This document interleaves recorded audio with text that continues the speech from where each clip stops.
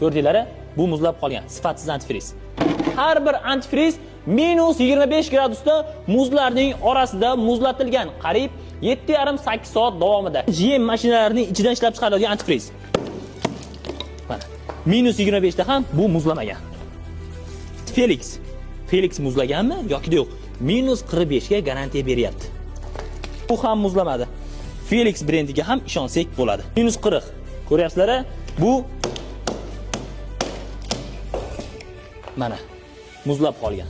X-Freeze. Mana shu antifriz ham tan narxiga 20 mingdan balandroq. Muzladimi? Ko'ramiz. Mana shu muzlar 25 gradusda bo'lgan. Bu antifrizlarga 40 gradus garantiya berilgan. Qaranglar. Sifatini ko'ryapsizlarmi? X-Cool minus 25 da muzlamadi. Qaranglar, muzlamagan. Ko'rdinglar?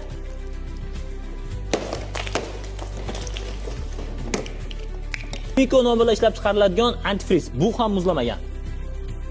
Cool Climate antifriz. Bu muzlamagan. O'rtoqlar, ko'rib turgan mahsulotlar minus 25 gradusda ham muzlamadi. Bu Dewood ishlab chiqarilgan oddiy antifriz.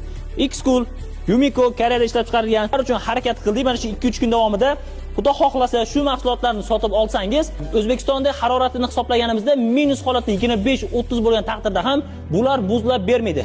Bu mahsulotlar ishlab chiqaruvchilarga bir qator mahsulotlar sifatiga e'tibor berib qo'yishni so'raymiz. Bitta like bosib, mana shu antifrizlarni yaqin kunlarda almashtirmoqchi bo'lgan do'stingizga jo'natib qo'ying.